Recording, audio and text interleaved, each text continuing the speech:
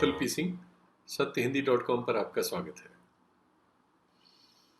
अब जब कानपुर की घटना, जिस पर बहुत ज़्यादा देश भर में चर्चा हुई और जिसने बहुत सारी चीज़ों को नेपथ्य में डाल दिया था, उस पर पड़ी धूल थोड़ी थोड़ी ठंडी हो रही, क्योंकि नई घटनाएं हमें हमारे यहाँ होती रहती हैं और वो हमारे जो मीडिया है और हमारा जो सामाजिक विमर्श है उस पर कब्जा कर लेती हैं। तब ये वक्त है कि हम उस बात पर बात करें जो उस गर्मी में करना उतना आसान नहीं था, हालांकि वो बहुत ज़रूरी थी।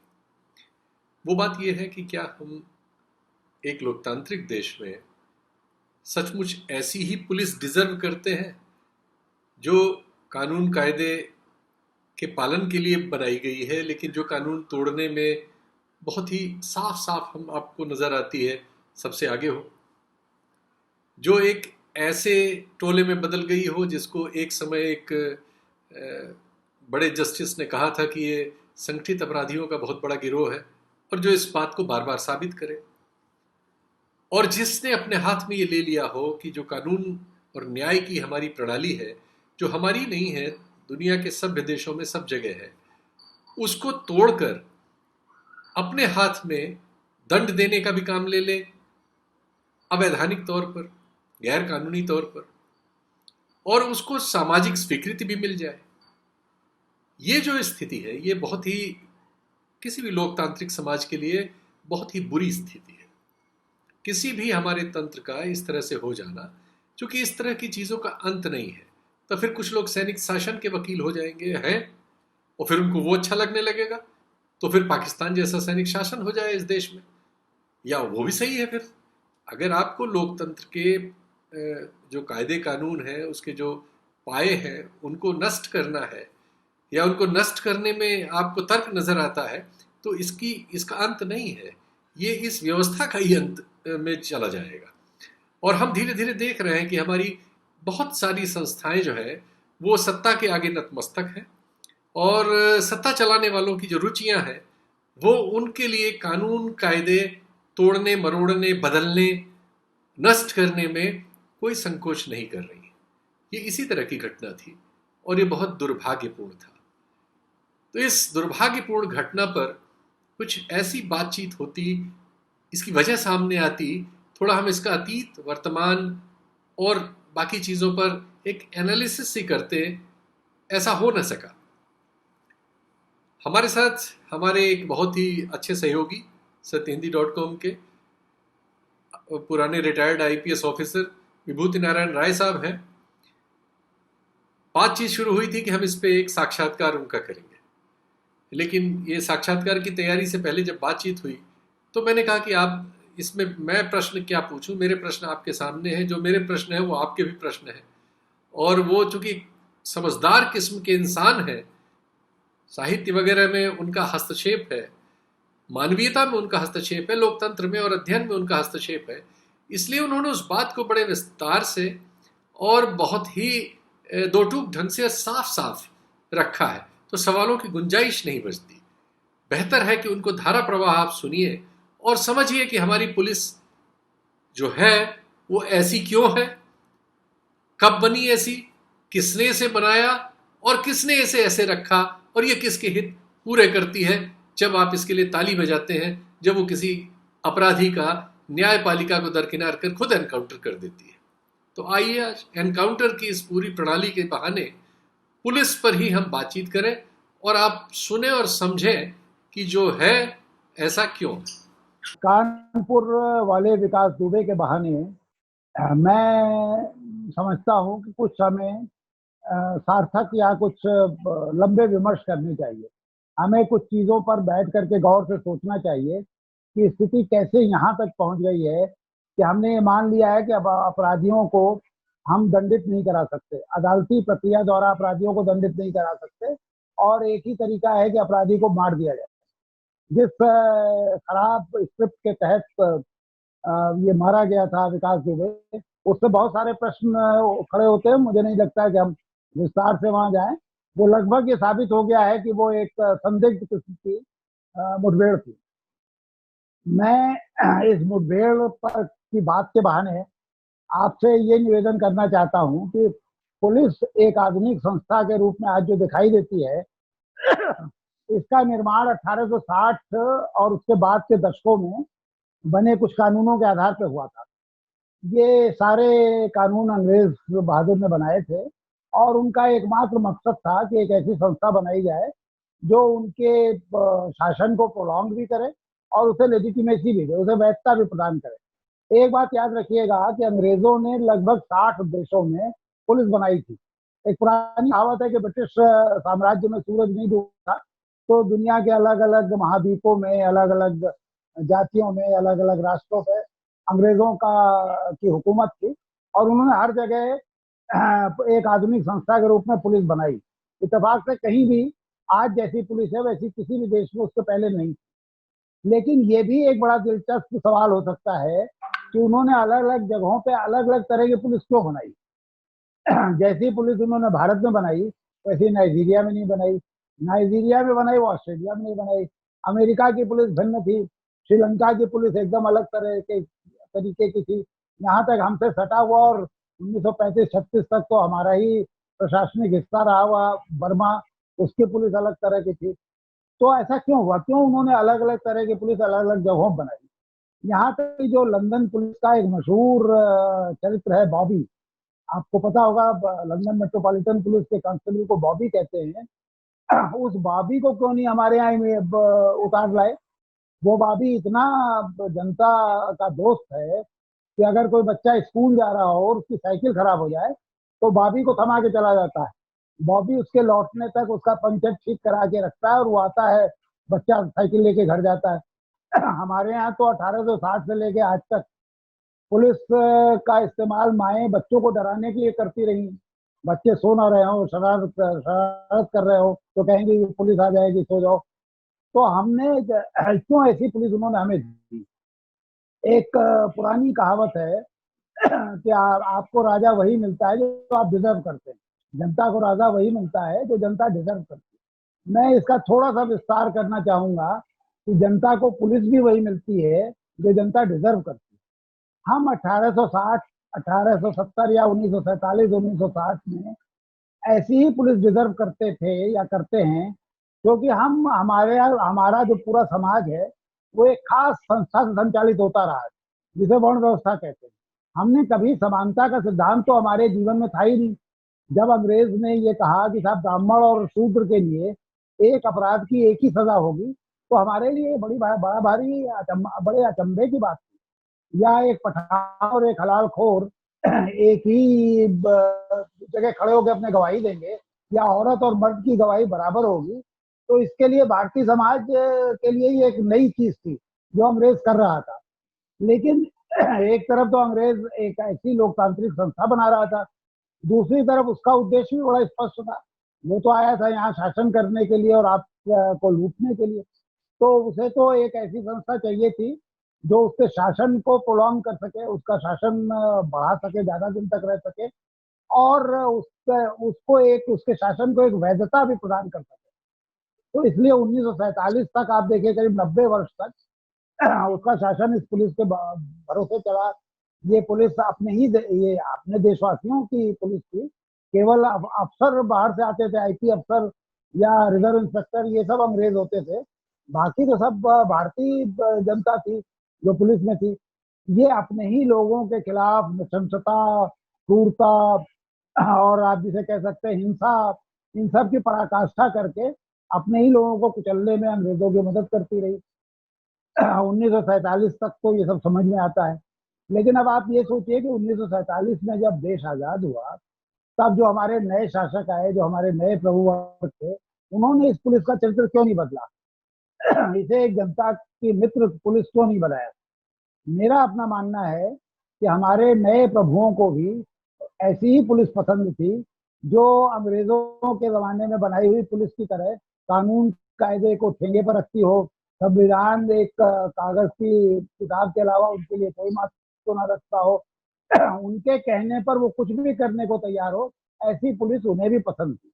इसीलिए तो आप सोचिए ऐसा कैसे हुआ कि जो नेतृत्व आया था जिसने 1947 के बाद अलग अलग प्रांतों की कमानें संभाली, केंद्र में प्रधानमंत्री जवाहरलाल नेहरू या उनके कैबिनेट के सदस्य बने, वो सारे के सारे वो लोग थे जो स्वतंत्रता आंदोलन से होकर गुजरे थे, जिन्होंने पुलिस की बर्बरता का व्यक्तिगत साक्षात्कार किया था।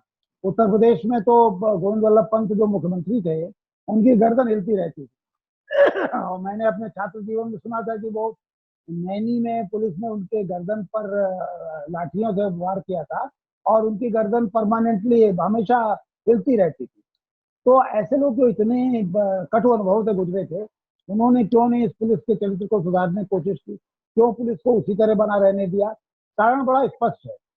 ये भी जैसे मैंने अपने 37 साल के आईपीएस के अनुभव में देखा कि एक मुख्यमंत्री को कौन सा दरोगा सबसे अच्छा लगता है। उसे वो दरोगा सबसे अच्छा लगता है जो उसके विरोधियों की टांग तोड़ दे, जो उसके समर्थकों के खिलाफ वो लाख अपराध करते रहे, मुकदमे ना कायम करे। या अभी कुछ वर्षों पूर्व तक आपने देखा होगा बूथ कैप्चरिंग होती थी, पोलिंग बूथ लूटे जाते थे, बूथ लुटेरे होते थे। तो 80-90 के दशक में तो बहुत उनका आतंक था। तो जो बूथ लुटेरे थे या बूथ कैप्चर करने वाले थे, वो जब सत्ता पक्ष पार्टी के पक्ष में करें तो उनके खिलाफ पुलिस कोई कार्रवाई न करे, अगर विपक्षी करने की कोशिश करें तो उनके खिलाफ कार्रवाई करे। तो ये एक खास तरह की अपेक्षा थी जो हमारे नए शासकों को भी पुलिस से थी। इसीलिए उन्होंने पुलिस के चरित्र में कोई सुधार की कोशिश नहीं की। जो पुलिस एक्ट 1860 में बना था वही चलता रहा। सीआरपीसी में जरूर थोड़ा परिवर्तन आया, लेकिन उस परिवर्तन से मुझे लगता है कि 8-10 सालों में ही नई सीआरपीसी आने के बाद ये तय हो गया कि ये नई सीआरपीसी भी हमें न्याय दिलाने में, स्पीडी न्याय दिलाने में, त्वरित न्याय दिलाने में कोई बहुत मददगार नहीं साबित हो रही। तो हमें ये सोचना चाहिए कि भाई ऐसा करके इन्हें क्या मिल रहा था, जबकि इनको जनता के बीच जाना पड़ता था, इन्हें हर 5 साल बाद चुनाव लड़ना पड़ता था। फिर इस नेतृत्व ने ऐसा क्यों किया? बड़ा स्पष्ट था। देखिए, अगर आप कोई बुनियादी परिवर्तन करेंगे, अगर आप न्याय प्रणाली को सुधारने की कोशिश करेंगे, तो आपको बहुत पैसा खर्च करना पड़ेगा, बहुत संसाधन झोंकने पड़ेंगे, आपको बड़े ऐसे बुनियादी परिवर्तन करने पड़ेंगे जो कई बार आपके और आपके समर्थकों के भी खिलाफ जा सकते हैं। तो उससे ज्यादा आसान है कि आप जनता के बीच जाके कहिए कि देखो, हमारे जमाने में कानून व्यवस्था एकदम ढर्रे पर है, हमने अपराध कंट्रोल कर रखा है, और जनता को आश्वस्त करते रहिए। इसके लिए फिर दो चीजें करनी पड़ती जो हमारे राजनेता बखूबी कर रहे हैं। एक तो ये है कि अपराध को आप दर्ज करना बंद कर दीजिए। आप पुलिस में क्या होता है कि आपके परफॉर्मेंस को जज कैसे करते हैं? आपके परफॉर्मेंस को जज करते हैं अपराध के आंकड़ों से। आपके परफॉर्मेंस को जज करते हैं जो क्राइम स्टैटिस्टिक्स है उससे। आप उत्तर प्रदेश में एक परंपरा है, दूसरे प्रदेशों में भी ऐसी ही होगी, आप 3 साल के अपराधों के आंकड़े बनाते हैं। आप कहते हैं कि भाई पिछले साल तुम्हारे जिले में 100 डकैतियां पड़ी थी, इस बार 110 हो गई, यानी तुम्हारे यहाँ तो 10% अपराध बढ़ गया, यानी अपराध बेकाबू हो रहा है। तो अगर 100 पिछली बार पड़ी थी तो इस बार 90 होनी चाहिए। और यही हर चोरी में, चिनैती में, दंगे में, फसाद में, हर जितने भी कानून के प्रति धाराएं हैं, सब में आपको अपराध कम करने का एक नुस्खा बता दिया गया। मुझे याद है कि उत्तर प्रदेश में एक मुख्यमंत्री थी जिन्होंने एक बार घोषित किया कि प्रदेश में 50% अपराध इस साल कम हो गए। तो यहाँ पर उत्तर प्रदेश कैडर के एक आईएएस अफसर दिल्ली में थे, उन्होंने जो होम सेक्रेटरी थे उत्तर प्रदेश के, उनको फोन किया और पूछा कि भाई अगर इस साल 50% कम हो गए तो अगले साल तो अपराध खत्म हो जाएगा उत्तर प्रदेश में। तो होम सेक्रेटरी ने बड़ा व्यंग से मुस्कुरा के कहा कि हाँ साहब, ये भी आपका तो थोड़ा पुराना आपकी जानकारी है, अब तो 50 से भी ज्यादा 60-70% कम हो चुके हैं अब तक जो हम लोग बात कर रहे हैं। तो जाहिर है कि 50-60% ये कैसे कम हुए थे? ये सिर्फ इस तरह कम हुए थे कि अपराध लिखे जाने बंद हो गए। ये थानों पर आज भी मैं आपसे ये दावे के साथ कह रहा हूँ, पूरी जिम्मेदारी के साथ कह रहा हूँ, उत्तर प्रदेश में 60-70% अपराध नहीं लिखे जाते।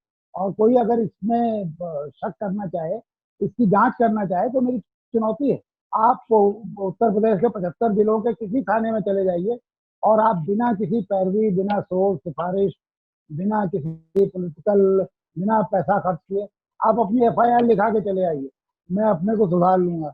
तो ये तो एक बड़ा आसान तरीका मिल गया अपराध को कम करने का, और उसी तरह उत्तर प्रदेश में अपराध कम हो रहे हैं। अब आइए आपको अपराधियों से कैसे निपटा जाए। तो अपराधियों से तो भाई आप अपराध मत दर्ज करिए, लेकिन अपराधी अगर सड़क पर अत्याचार उत्पाद मचा रहा है तो जनता हाहाकार करेगी, जनता आपसे पूछेगी, चुनाव में आपको जवाब देना पड़ेगा। तो अपराधियों से निपटने का फिर दूसरा एक रास्ता निकाला गया कि जो अपराधी ऐसा हो जाए कि अब वो जनता के बीच में उसकी वजह से जवाब देना मुश्किल हो जाए, उसको मार दो। विश्वनाथ प्रताप, ये कोई अभी नहीं शुरू है, विश्वनाथ प्रताप सिंह मुख्यमंत्री थे उत्तर प्रदेश के, और उनके जमाने में मारो मारो एक अभियान चला। वो डकैतों से शुरू हुआ, शहरी जेब कतरों, गुंडों, बदमाशों सब तक गया, और मुझे लगता है कई सौ लोग मारे गए उस मारो मारो अभियान में। लेकिन उस मारो मारो के बाद क्या अपराध कम हुआ?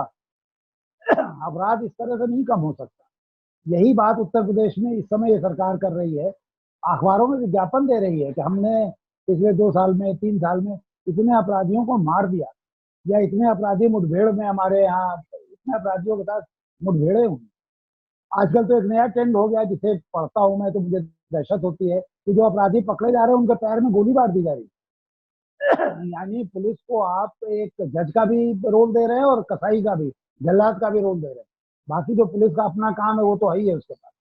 तो ये एक बड़ी, मुझे लगता है जो शॉर्टकट की संस्कृति है ये बड़ी खतरनाक है, और इसके नतीजे बहुत भयानक होते हैं। अक्सर आप पाएंगे कि इसमें कई बार तो पुलिसकर्मियों को सजाएं भी हुई हैं।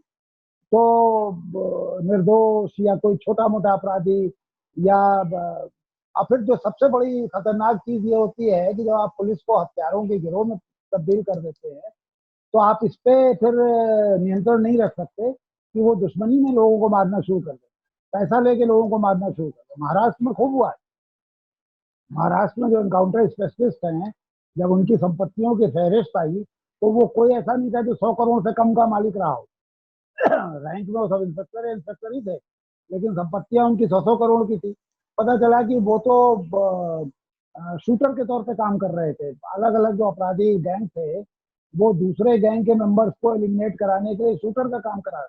उत्तर प्रदेश में भी ऐसा होता है। एक अपराधी जो अपने विरोधी को पकड़ करके और दे देता है, और पुलिस उसे मार करके दोनों तरह के फायदे उठाती है, उससे भी पैसा लेती है और एक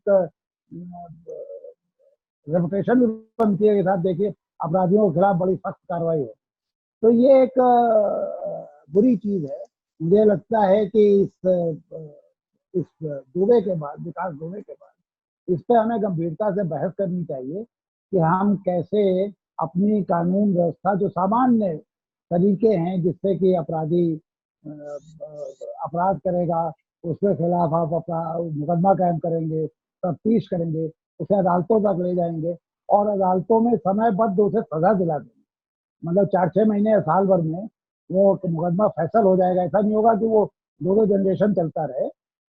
और सजाए, आप विकास दुबे को ही देखिए, इसने थाने में घुस करके मारा, उसके बाद भी छूट गया।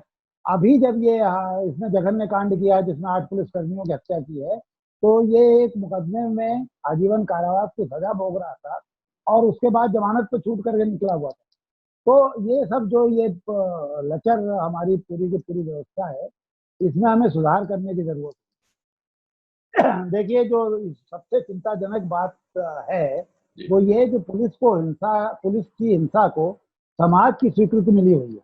आप देखिए आज से 40 साल पहले भागलपुर में कुछ बड़े दुर्दांत अपराधियों की आंखें पुलिस ने फोड़ दी। आज भी अखोड़वा कांड के तौर पर वो जाना जाता है। और बिहार में जनता पारंपरिक रूप से पुलिस विरोधी रहती है, पुलिस के पक्ष में जनता खड़ी हो ऐसा बहुत कम दिखाई देता है।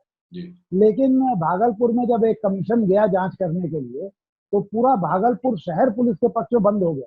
और ये बंदी कोई रिक्शे वालों या कुलियों ने नहीं की थी। इस बंदी में वकील भी शरीक थे, विश्वविद्यालय के अध्यापक शरीक थे, छात्र थे, पॉलिटिकल एक्टिविस्ट थे, सोशल एक्टिविस्ट थे। उनका ये कहना था कि भाई ये अपराधी इतने दुर्दांत थे कि पिछले कई वर्षों से ये भय का प्रतीक बने हुए थे, इनसे हम निपट ही नहीं पा रहे थे। तो अगर पुलिस ने इनकी आंखें फोड़ दी और इनको इनकैपेसिटेट कर दिया अब ये इस लायक नहीं है कि अपराध कर सकें, तो इसमें बुरा क्या है? इसमें बुरा है, लेकिन जब हम उस पर गंभीरता से सोचेंगे तब हमारे समझ में आएगा। अभी आपने यहाँ देखा ही हैदराबाद में एक महिला डॉक्टर की हत्या हुई, उसके साथ रेप हुआ, हत्या हुई, तो पुलिस ने 4 लोगों को जेल से निकाल के मार दिया, उन्हें रिमांड पर लेकर के। और वही कहानी जो विकास दुबे के साथ जो अभी 6 लोग मारे गए हैं, वही कहानी अगर आप देखें तो एक ही तरह की कहानी हर जगह रिपीट हुई है। तो उन्हें मार दिया, और हैदराबाद की जनता ने ऐसे मतलब जिसे आप कह सकते हैं कि भयानक अपराध करने वाले पुलिसकर्मियों को मालाएं पहनाई, उनके ऊपर फूल बरसाए। ये अभी जो विकास दुबे का भी हुआ, अगर आप सोशल मीडिया देख लीजिए या कानपुर के लोकल लोगों की प्रतिक्रियाएं सुनिए, तो आप दहशत में पड़ जाएंगे कि बड़ी संख्या में लोग इसका समर्थन कर रहे हैं। लोग कह रहे हैं कि विकास दुबे का तो यही हर्ष होना ही चाहिए। तो ये एक मुझे लगता है कि एक बड़ी बुरी स्थिति है जिसमें हम फंसे हुए हैं, और हमें अब जनता को मांग करनी चाहिए कि हमें एक सभ्य पुलिस चाहिए। हमें ऐसी पुलिस नहीं चाहिए जो कानून कायदे को ठेके पर रखे, संविधान का जिसके लिए कोई अर्थ ना हो, कोई प्रक्रिया ना अपनाए और वो खुद ही सजा देने लगे। ऐसी पुलिस हमें नहीं चाहिए, ये जनता को मांग करनी पड़ेगी। सत्य हिंदी के और वीडियोस को देखने के लिए हमारे YouTube चैनल को सब्सक्राइब करें और सीधे नोटिफिकेशन पाने के लिए बेल आइकन दबाएं।